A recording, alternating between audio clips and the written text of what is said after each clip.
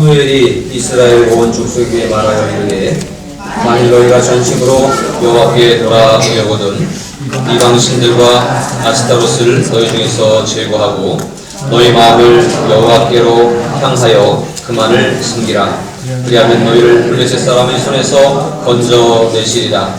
이에 이스라엘 자손이 바알들과 아스타롯을 제거하고 여호와만 섬기리라. 아멘.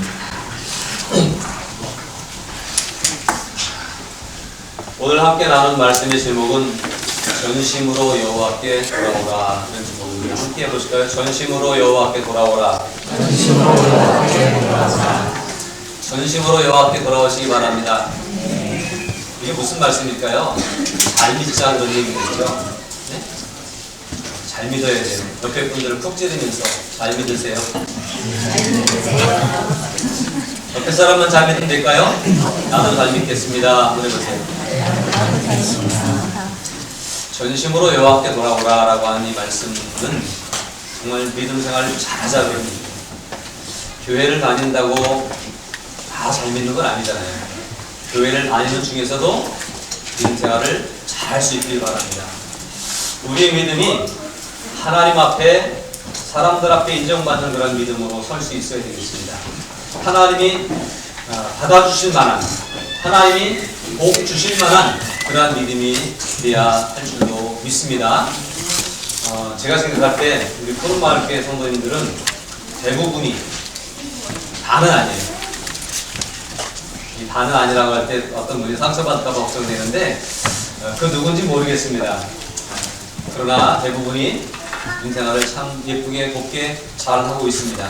그러나 오늘 이 말씀을 들으면서 더욱더 전심으로 하나님께 돌아오는, 전심으로 하나님께 나아서 믿음 생활을 잘하고 하나님께 합격되는 그러한 믿음이 될 수 있기를 바랍니다.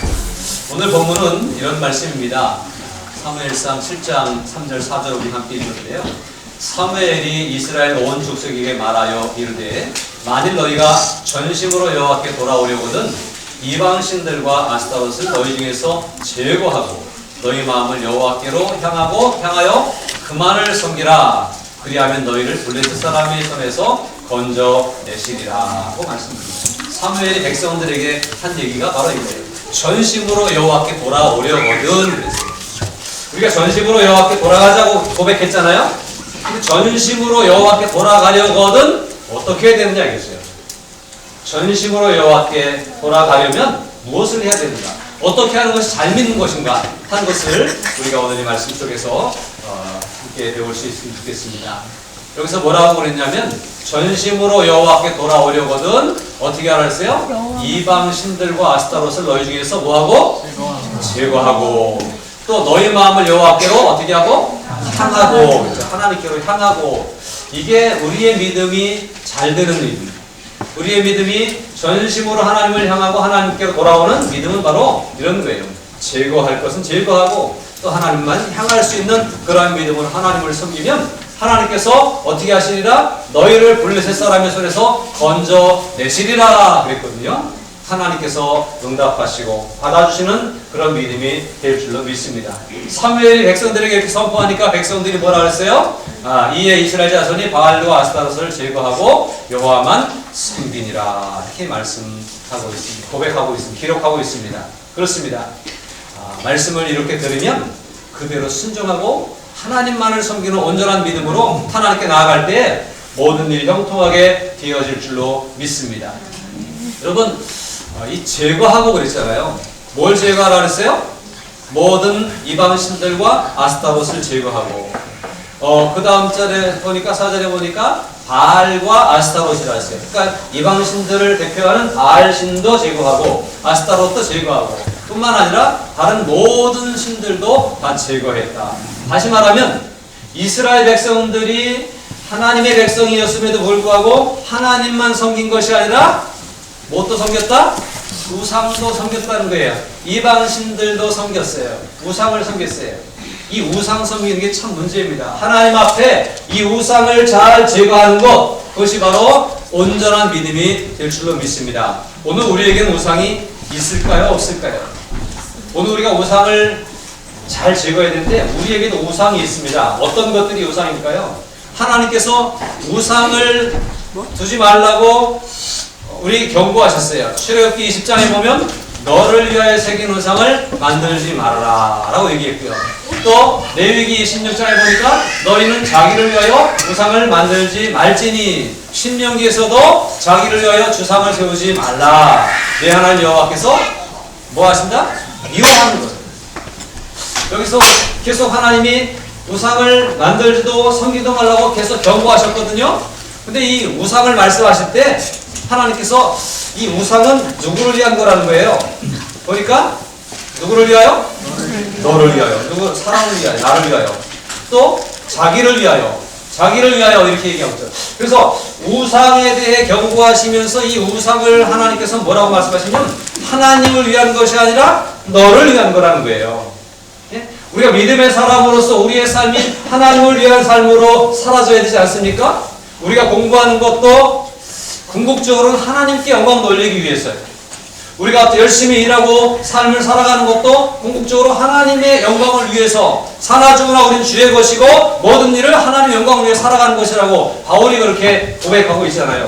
그처럼 하나님을 위하여 살아가야 되는 우리들이 하나님을 위해 하나님께 나아가지 않고 누구를 위해 사는 것? 자기를 위해, 나를 위해 사는 것이 곧 우상숭배와 같은 것이다 라고 하는 거예요. 지금은 우리가 무슨 형상을 만들어 놓고 절하진 않잖아요. 그런데 오늘 우리가 믿음 생활하면서 초점이 어디에 있느냐에 따라서 그는 하나님만 섬기는 사람인지 아니면 우상도 섬기는 사람인지를 볼 수 있는데, 나를 위해서 내가 나를 너무 많이 사랑한다. 나도 우상인 거예요. 내 자녀를 너무 많이 사랑한다. 하나님보다 더 사랑한다. 그게 우상일 수 있는 거예요. 내가 좋아하는 어떤 것들, 그럼 뭐 좋아하세요? 돈 좋아하세요? 명예 좋아하세요? 노는 거 좋아하세요? 핸드폰 좋아하세요? 잠도 좋아하고. 나를 위해서 너무 좋아하는 것들, 하나님보다 더 좋아하는 것들이 있으면 그것이 다 우상이 될 수 있다라고 하는 사실입니다. 그래서 뭔가를 좋아하는 것, 굉장히 그 목적의식이 있고 진취적인 삶을 만들어갈 수 있지만 이것이 우상이 되지 않도록 해야 됩니다. 다시 말하면 하나님 다음으로 좋아하시길 바랍니다. 그러면 우상이 아니에요. 돈 좋아하세요. 그러나 하나님보다 더 좋아하지 마시고요. 하나님 다음으로 좋아하세요. 사람도 좋아하고 사랑해야 돼요. 얼마나 사랑스럽습니까? 여러분 다 제가 사랑합니다. 그러나 하나님보다 더 사랑스럽지 않아요. 죄송합니다. 하나님보다 더 사랑해줬으면 좋겠죠. 그러나 우리가 믿음의 사람이기 때문에 하나님이 먼저. 근데 내가 먼저고 나를 위해서 살아가는 모든 삶이 바로 우상일 수 있다. 그래서 성경 요한 1서 2장에서는 이렇게 말합니다. 이 세상이나 세상에 있는 것들을 사랑하지 말라. 사실 우리는 위의 것을 생각하고 하나님 나라를 꿈꾸며 살아가는 사람이 되어야 된다라고 하는 말씀이에요. 그런데 그것이 아니라 세상에 마음을 두고 세상에 이끌리는, 그래서 세상의 것들, 세상을 사랑하게 되는 것은 하나님이 하지 말라고, 그만하고 이렇게 말씀하셨어요. 이 얘기 무슨 말씀인지 아시죠? 돈을 좋아하면 안 된다라고 하는 얘기가 아니라 하나님보다 돈을 더 좋아하면 안 된다는 얘기예요. 세상의 어떤 것들을 좋아하면 안 된다는 게 아니라 하나님보다 더 좋아하면 안 된다고 하는 말씀이에요. 여기서 이 세상이나 세상에 있는 것들을 사랑하지 말라라고 하는 얘기는 하나님을 섬기는 것이 우선돼야 되고 믿음이 우선될 수 있으면 좋겠다라고 하는 말씀이에요. 그런데 우리는 자꾸 세상을 좋아하고 세상을 사랑해요. 왜냐하면 보여지는 것이기 때문에. 안 보이니까 불안하잖아요. 안 보이니까 알 수 없잖아요. 코로나 바이러스도 보였으면 우리가 덜 무서울 것 같아요. 싹 피하면 되잖아요. 코로나가 저쪽에 탁 튀겨서 싹 피하면 되잖아요. 근데 이게 안 보이니까 불안한 거예요. 걱정되는 거예요. 그래서 사람들은 그런 심리가 있어요. 안 보이는 것에 대한 불안한 심리가 있습니다. 그러나 우리 하나님은 보이시지 않으시지만 분명히 살아계신 줄로 믿으시길 바랍니다. 하나님은 분명히 계세요. 그래서 하나님은 우리의 사랑을 받으실 만한, 섬김을 받으실 만한 분이십니다. 그 모세가 하나님을 만나러 산에 올라갔잖아요.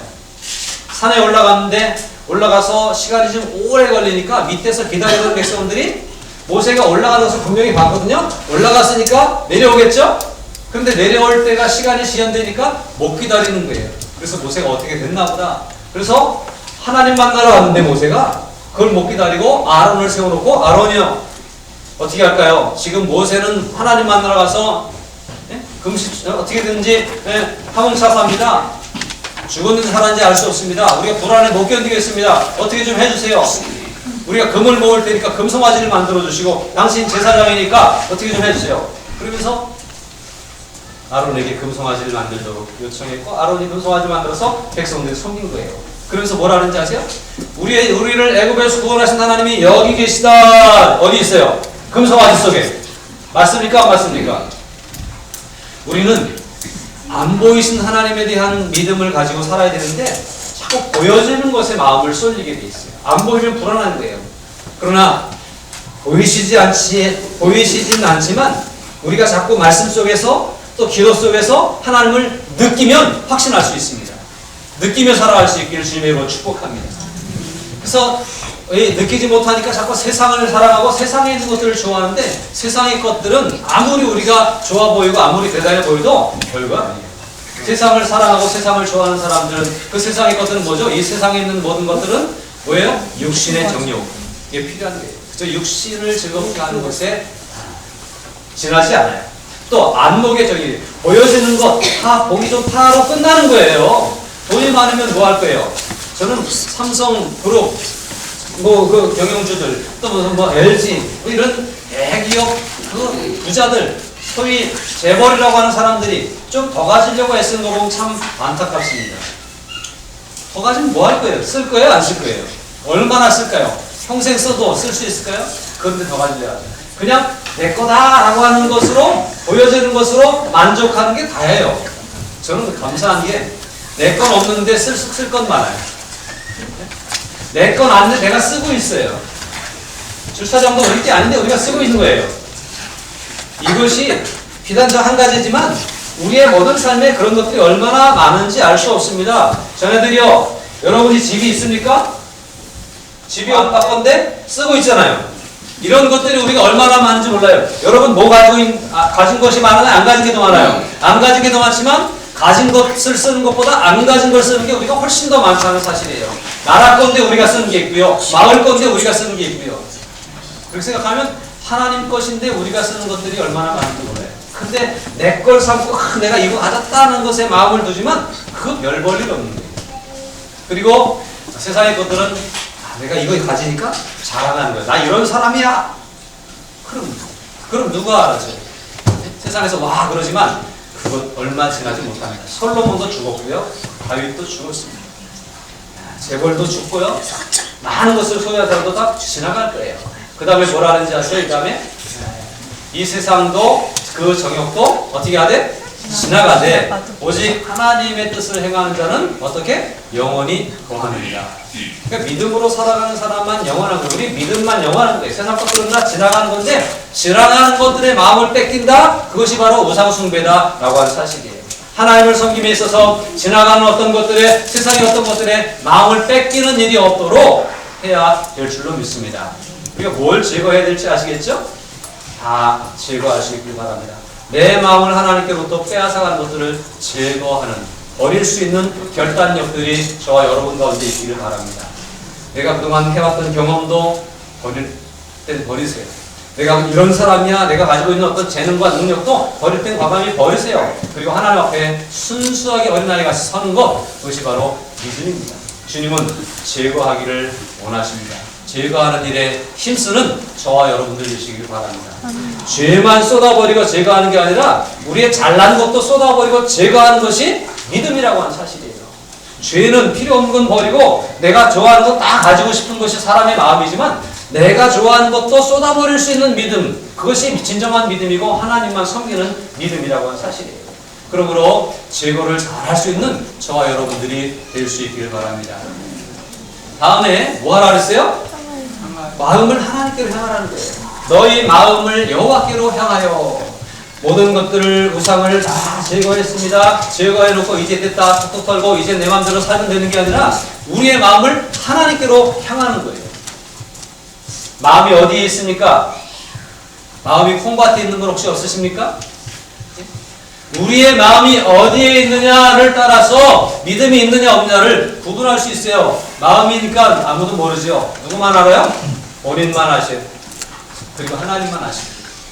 그러나 우리가 우리의 마음을 하나님께로 향할 수 있는 그런 삶이 되기를 바랍니다. 오늘 여기 앉아있지만 끝나고 약속한 약속의 마음에 초점이 생기고 그 다음에 생각이 그리 몰려가 있으면 안 돼요. 약속 시간까지 하나님만 향할 수 있어요. 내일 뭐 해야 되는데 그것 때문에 막 예배 시간에 그러면 안 돼요. 하나님께로 우리의 마음이 향할 수 있어야 돼요. 하나님만 향하는 믿음이 오늘 우리들의 믿음이 되어야 되는 겁니다. 사무엘상 제가 오늘 7장을 보고 있는데 4장에서는 한 사건이 있습니다. 이스라엘이 아벡에서의 전투가 있어요. 이 사무엘상을 보면서 사무엘의 출생과 함께 이렇게 나오는데 3장쯤에서는 그 시대를 얘기하는데 제사장 엘리가 사실은 이스라엘을 이렇게 통치했다고 볼 수 있거든요. 왕으로서는 아니지만 하나님의 사람으로 제사장으로 영적인 부분을 이렇게 다스리고 있었는데 그래서 사무엘을 낳을 때도 제사장이 가서 기도를 받고 그렇게 하잖아요. 그래서 엘리 제사장이 나름대로 영적인 그 지도력을 가지고 있었는데 3장에서 뭐라고 하냐면 그 엘리가 눈이 어두워지고 또 귀가 잘 안 들리고 하나님의 말씀이 희박해져 가고 있고 그 다음에 하나님의 이상이 잘 보이지 않고 그랬다라고 얘기하고 있어요. 이건 비단 엘리만의 문제가 아니라 지도자였던 엘리가 그랬다라고 한 얘기는 모든 백성들이 하나님 말씀에 귀를 기울이지 않았고 하나님의 뜻을 보는 일에 민감하지 못했을 뿐만 아니라 점점 눈이 어두워져서 기력을 잃어가고 있다라고 하는 거예요. 영적인 눈이, 백성들의 눈이 어두워져 있었다라고 하는 사실이에요. 그런데 이러한 때에 어떤 일이 있었냐? 블레셋과 아벡에서의 전투가 있었던 거예요. 근데 거기서 진을 치고 서로 다투는데 이제 이스라엘이 나가서 싸웠습니다. 아벡 전투에서 싸웠는데 첫 번째 싸움에서 한 3,000명 정도가 죽고 패했어요. 그러고 나니까 4,000명 정도가 죽었어요. 그러고 나서 무슨 생각을 하냐? 여기 4장 3절에 이런 얘기를 하네요. 한번 나가서 후퇴했습니다. 몇 명이 죽고? 4,000명이 죽고 그 다음에 후퇴했습니다. 그러고 나서 하는 얘기가 이거예요. 한번 읽어보세요. 백성이 진영으로 돌아오매 이스라엘 장로들이 이르되 여호와께서 어찌하여 우리에게 오늘 블레셋 사람들 앞에 패하게 하셨는고 여호와의 언약궤를 실로에서 우리에게로 가져다가 우리 중에 있게 하여 그것으로 우리를 우리 원수들의 손에서 구원하게 하자 하니 이제 믿음이 있는 모습처럼 보이죠? 예? 언약궤를 가져다가 여기다 두면 하나님이 우리를 지켜주셔서 이 블레셋과의 전투에서 우리로 하여금 이기게 하시리라 라고 하는 믿음을 가졌어요. 믿음이 있는 거 맞죠? 그런데 이 믿음 안에 문제가 뭐냐면 뭐라고 얘기하고 있어요? 여호와께서 어찌하여 우리에게 오늘 블레셋 사람들 앞에서 패하게 하셨는고 언약궤를 가져오자 우리 하나님을 모시면 하나님이 이기게 하실 거야 라고 하는 생각은 가지고 있는데 오늘 전쟁에서 패한 것은 그럼 언약궤를 모셔오지 않았기 때문에 패했다고 생각하는 것이잖아요. 그런데 우리가 잘못해서 패한 게 아니라 하나님이 우리를 패하게 하셨는고 라고 하는 얘기 속에서 이들의 중심이 하나님 중심이 아니라 자기들 중심인 것을 볼 수 있어요. 어떤 일이 잘 안 풀리고 안 될 때 내게 문제는 없는가? 내가 어떤 문제를 좀 고쳐야 되는가? 이러면서 자신을 돌아보는 모습이 돼야 되는데 하나님이 왜 안 도와주시지? 라고 생각했어요. 중심이 하나님께 있으면 내 문제가 보일 거예요. 그러나 내가 중심에 있으면 하나님이 안 도와주신 거가 되는 거예요. 오늘 이스라엘 백성들이 이 이상이 보여지지 않고 하나님 말씀에 관심이 없어지고 영적으로 점점 다운되었던 상황 가운데에서 믿긴 믿는 사람인데 하나님께로 탓을 하는 하나님께로 문제를 돌리는 그러한 일을 가지고 있습니다. 이것이 믿음이 있는 것 같은데 온전한 믿음이 아니라라고 하는 사실이에요. 오늘 우리 어떻습니까? 이 코로나의 문제 앞에서 우리가 어떻게 해야 될까요? 하나님께서 왜 이런 재앙을 우리에게 주셨을까? 이래야 맞습니까? 뭐 어떻게 보면 맞을 수 있어요. 하나님 우리에게 기도하게 하시려고 우리에게 정신 차리라고 열왕기상 11개를 쫙 보면서 왕들이 잘못할 때만 하나님이 아수르를 들어서 또 바벨론을 들어서 치시잖아요. 그런 경고일 수도 있어요. 그러나 근본적으로 그걸 하나님께로 돌리는 게 아니라 우리들의 문제예요. 우리가 하나님을 신뢰하지 아니함으로, 우리가 하나님을 부정함으로. 어떤 분들은 그렇게 얘기하더라고요. 이 코로나가 중국에서 시작됐잖아요. 중국의 우한 지역에서. 근데 어떤 그곳에 있는 선교사님들의 하는 얘기가, 우한 지역이 지금 중국이 선교사들 막 내쫓고 기독교 막 문 닫게 하고 대놓고 교회를 파괴하는 일들을 하고 있거든요. 우한 지역이 제일 심하게 그랬다는 얘기예요. 이건 뭐 단정적으로 얘기하기는 어려운데 그곳에 있는 선교사님의 한 얘기예요. 좀 조심스럽긴 해요. 네, 그렇습니다만 우리가 적어도 우리끼리는, 영적인 우리끼리는 이런 것들을 좀 이해하고 바라볼 수 있을 필요가 있습니다. 하나님을 멀리하고 하나님께 잘못한 것을 생각할 수 있는 어떤 일을 만났을 때에 그걸 생각할 수 있는 우리들이 되어야 돼. 그게 바로 하나님을 중심에 둔 믿음의 사람인 거예요. 근데 내 생각만 하는 사람은 하나님이 나를 안 도와주신다는 거예요. 하나님 내 편이 아니시라는 거예요. 내가 하나님 편이 돼야 돼요? 하나님 내 편이 돼야 돼요? 내가 세요? 그분이 세요? 그런데 이걸 잘못 잡아서 그렇습니다. 어쨌거나 그러니까 믿음은 있고 믿음의 흉내는 내야 되니까 언약궤를 모셔오면 우리가 이길 것이고 하나님께서 우리를 지켜주시리라. 그런데 중요한 건 언약궤를 모셔와서 이제 진영에 놨습니다. 그러니까 백성들의 사기가 막 올라가요. 와, 이제 이겼다. 드디어 하나님이 여기 계시고 하나님 이제 놓아줄 거다 라고 생각을 합니다. 그래서 막 사기가 올라가서 소리를 지르니까 블레셋 군대가 저 무슨 소리냐 했더니 언약궤를 갖다 놨습니다. 그러니까 저 사람들이 우리도 이때 지면 안 되겠다. 더 분발하자. 그래가지고 블레셋이 확 쳐들어가지고요. 완전히 참패를 당합니다. 그리고 여기 보니까 이스라엘이 어떻게 했어요? 패하였죠. 예? 다 도망갔습니다. 몇 명이 죽었어요? 3만 명이나 죽었어요. 4천 명 죽었을 때에 정신을 차리고 하나님께로 돌아왔으면 그러지 않았을 텐데 정신을 못 차린 거예요. 언약궤를 모셔왔지만 믿는 것 같았지만 중심이 내게 있었던 거예요. 하나님께 있었던 것이에요. 교회는 왔으니까 나는 교회 왔으니까 난 할 일 했어 정도가 된 거예요. 성경책 끼고 다니니까 믿는 사람이겠지 라고 생각하는 정도가 된 거예요. 그러나 그것으로는 충족되지 못한다라고 하는 사실입니다. 그리고 오히려 상대편을 더 분발하게 해서 3패를 당했고 4천 명이 아니라 3만 명이나 죽게 되는 그러한 패배를 당합니다. 그뿐인가요? 하나님의 교회는 빼앗겼고 엘리의 두 아들 제사장이었죠. 홈니와 비나스는 그곳에서 이 교회를 모시고 왔다가 죽었어요. 어떻게 된 일일까요? 하나님의 교회를 모셔왔는데 왜 전쟁에 치는 거죠? 왜 그 교회마저도 빼앗기게 되죠? 제대로 하나님의 중심에 계셔야 되는데 하나님 중심이 아니라 내 중심이었기 때문에 그래요. 자만한다고 성경책 빼면 잠잘한다고 하는 사람들이 있더라고요. 우리는 우리 중에는 없죠? 꿈자리가 뒤숭숭하다고 성경책 갖다 무덤에다 묻는 부적처럼 사용하는 사람들이 있더라고요. 그러면 될까요? 내가 마음을 하나님께로 향하였는지 안 향하였는지가 중요하다는 사실이에요. 마음은 그리 온전히 가지 않고 부적 붙이듯이 교회 다니는 것이 마치 무슨 내 우환을 막아주는 정도로만 생각하는 그러한 정도로 해서는 아니 되겠다라고 하는 거예요. 그래서 이런 비참한 결과가 왔습니다. 심지어 그 언약궤마저도 블레셋에 빼앗겨버리는 그러한 일이 있었어요. 저는 이 말씀을 볼 때 무슨 생각이 났냐면 마태복음 5장 13절입니다. 우리는 소금이잖아요.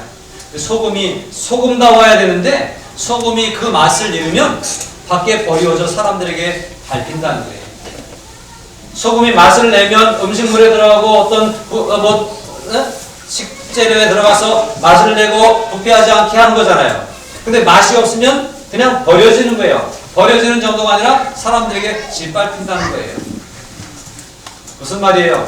소금인 우리들이 온전히 하나님께로 마음을 향하고 우리의 믿음을 주께로 올려드려서 우리의 믿음이 하나님께 인정받는 믿음이 되면 다행이지만 그렇지 않고 내 중심으로 여전히 나를 사랑하고 내 중심으로 생각하면서 그냥 난 교회 다니니까 됐지 라고 생각하는 정도라고 한다면 사람들이 알아요. 밖에 버려져 짓밟히는 일들이 우리 안에 있을 거예요. 교회가 왜 저래? 믿는 사람이 왜 저래? 그러면서 우리를 아주 무시하는 거죠. 이런 일들이 생기지 아니하도록 우리를 바랍니다. 근데 오늘 7장에 와서는요, 이제 사무엘이 4장부터 3장에서 하나님의 음성을 듣고 부름을 받고 등장하면서 사무엘이 이제 지나면서 20년 정도의 시간이 흐른 지금 상황이 7장의 상황입니다. 이 7장에서 사무엘이 백성들을 미스바로 불러보고 그리고 이제 하나님만 섬기자 그러고 그 다음에 미스바로 불러 모았습니다. 여기서 이제 믿음의 결단이 있었잖아요. 그러고 나서 뭐라고 하나 보세요. 여기 보세요. 5절 한번 읽어보실까요? 사무엘이 이르되 온 이스라엘은 미스바로 모이라. 내가 너희를 위하여 여호와께 기도하리라 하매 6절 그들이 미스바로 모여 물을 길어 여호와 앞에 붓고 그날 종일 금식하고 거기서 이르되 우리가 여호와께 범죄하였나이다 하니라. 사무엘이 미스바에서 이스라엘 자손을 다스리니라. 이제 우상을 버리고 마음을 하나님께로 향하고 보니까 많은 것들이 생각됐고 깨달아졌어요. 그래서 미스바로 모여서 거기서 우리가 기도하자. 사무엘이 내가 기도하리라 그랬더니 함께 기도한 거예요. 금식하고 그러면서 회개하며 기도한 거예요. 하나님께로 마음이 향했죠. 이제 내 중심이 아니죠. 전에는 전쟁을 해도 내가 싸우는데 하나님이 도와주신다고 생각했지만 그러나 이제는 하나님이 중심에 계시고 내가 하나님 앞에 쓰임받기를 원해서 하나님 앞에 온전히 마음을 두고 하나님께로 향하는 그러한 믿음으로 회복이 되어졌습니다. 오늘 저와 여러분의 믿음의 모습이 하나님 중심, 하나님께로 향하는 믿음이 되어질 수 있어야 하겠습니다. 자, 이렇게 하나님께로 향했습니다. 그러고 나서 계속 기도합니다. 계속 고백합니다. 이스라엘 자손이 사무엘에게 이르되 당신은 우리를 위하여 우리 하나님 여호와께 쉬지 말고 부르짖어 우리를 블레셋 사람들의 손에서 구원하시게 하소서. 우리를 구원하는 힘이 우리의 힘이 아니라 기도하는 힘으로 사무엘을 의지하고 하나님을 의지함으로 이길 수 있다라고 하는 믿음으로 온전히 돌아오게 된 거예요. 그 다음에 사무엘이 어떻게 했어요? 번제를 드릴 때에 블레셋 사람이 이스라엘과 싸우려고 가까이 오매 그날에 여호와께서 블레셋 사람에게 큰 우레를 발하여 그들을 어지럽게 하시니 그들이 이스라엘 앞에서 패한지라. 누가 이겼어요? 하나님의 군대가 이겼잖아요. 전에는 우리들의 싸움에 하나님의 언약궤를 가져와서 사용하려고 했는데 안 된 거고요. 지금은 블레셋과 대적하고 있으면서 이제 계속 블레셋의 압제를 당하고 어려움을 당하고 있는 패배주의 속에 있었지만 믿음을 회복하고 나서 이제는 우리들의 싸움이 아니라 하나님의 싸움이 되도록 하나님께 기도하고 하나님께 맡기고 선지자를 의지하고 하는 가운데 이건 우리들의 싸움이 아니라 하나님의 싸움이 되게 할 때에 하나님이 직접 싸우셔서 이기게 하셨더라는 사실이에요. 온전한 믿음은 뭘까요? 온전한 믿음은 바로 이런 겁니다. 우리의 모든 우상을 제거하는 것. 온전한 믿음은 우리가 마음을 여호와께로 온전히 향하는 것. 내가 중심에 있는 것이 아니라 그분이 중심에 계시도록 해야 되고 내가 그분께로 향할 때에 그분의 도움을 얻을 수가 있습니다. 그래서 하나님만 섬기는 것, 이것이 믿음인 것입니다. 여러분, 버릴 것을 버리십시오. 내가 아무것도 아니라는 생각을 늘 하나님 앞에 고백할 수 있어야 됩니다. 나 이런 사람이야? 그럴 필요 없습니다. 지나갈 거예요. 이런 사람이 뭐예요? 우리가 흙으로 돌아갈 사람입니다. 아무리 힘이 세고 강한 사람이어도 우리가 아무것도 못할 수 있습니다. 삼성그룹의 총수가 누군지 아시죠? 지금 뭐하고 있죠? 누워 있잖아요. 하나님 앞에서 내가 이런 사람이야 그럴 필요 없어요. 그거 다 버리십시오. 다 내려놓으십시오. 하나님 앞에 난 그저 한 어린아이 같은 존재라고 하는 고백을 하실 수 있기를 바랍니다. 그리고 우리가 과연 하나님께로 마음을 향하고 있는지 나는 과연 하나님 중심으로 살아가고 있는지를 생각하면서 하나님께 우리의 믿음을 드릴 수 있기를 바랍니다. 하나님이 인정하시는 믿음, 안 믿는 사람도 인정할 수 있는 그런 믿음으로 하나님을 섬길 수 있는 그런 우리들이 되어야 되겠습니다. 그럴 때 우리가 믿음의 본 모습을 찾는 거예요. 하나님이 우리를 구원하신 예수님이 우리를 위해서 죽으신 목적이 뭔지 아세요? 고린도후서 5장 15절을 함께 읽습니다. 그가 모든 사람을 대신하여 죽으심은 살아있는 자들로 하여금 다시는 그들 자신을 위하여 살지 않고 오직 그들을 대신하여 죽었다가 다시 살아나신 이를 위하여 살게 하려 함이라. 그렇습니다. 우리를 구원하셨잖아요. 우리가 하나님 백성 된 이유는 더 이상 자신을 위해 사는 것이 아니라 그분을 위해 살게 하시기 위해서, 이 땅의 것을 위해서 사는 것이 아니라 하나님 나라를 위해 살게 하기 위해서 우리를 구원하셨다고 하는 사실입니다. 저와 여러분이 인생을 마칠 때에 하나님의 나라를 위해 살았노라고 누군가 말해줄 수 있는 그러한 삶이 되어야 되지 않겠습니까? 자신을 위해서 열심히 살았노라고 하는 얘기는 누구나 들을 수 있어요. 그러나 하나님의 나라를 위해서, 교회를 위해서, 복음을 위해서, 누군가를 위해서 희생하고 헌신했노라고 하는 이야기를 들을 수 있을 만큼 믿음으로 바로 설 수 있는 저와 여러분이 될 수 있기를 주님의 이름으로 부탁드립니다.